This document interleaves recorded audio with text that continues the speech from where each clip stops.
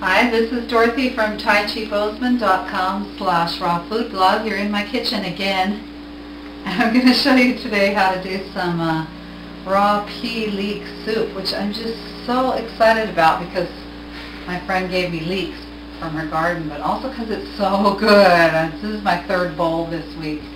And then we're going to show you how to do some things in my 2 dehydrators. So for the pea soup, I've got in here almost 2 cups of peas. And then we'll take an inch of leek and throw it in there. And for the leeks, you want to use the bottom parts of the leeks, not the top leafy parts.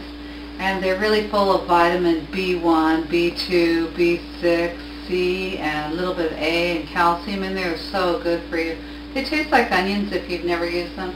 You could make some leek soup, but this is leek and pea soup.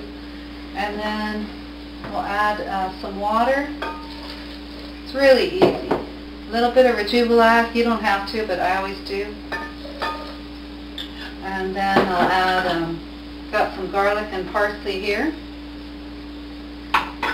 And I'll add about a 1/4 cup of Bragg's amino acids, which, as you know, isn't raw, but it's really good for you and it tastes good and it's better than soy sauce. And then I'll add a teaspoon of curry powder. Now I'm just looking at it in there. Yeah, that's a teaspoon. And this is some parsley I dehydrated in my dehydrator. So here's what it looks like when it's dehydrated. A little bit of that. And then some miso.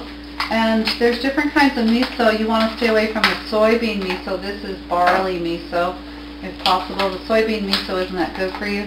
Again, it's not a it's not a raw food, but miso is fermented, and anything fermented usually is really good for you.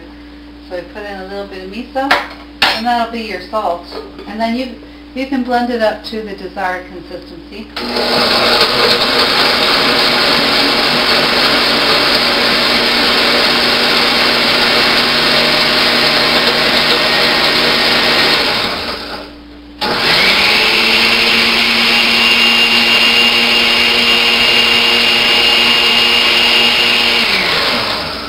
And then you could also make this creamy. A lot of people make creamy pea soup by adding a cup of macadamia nuts or cashew nuts that have been soaked, and then it becomes whiter and creamy. But I never really had creamy soup, so I just do regular soups. And then I'm going to pour it into a crock pot or bowl. And I'll show you, this is my first thing to show you with the dehydrator.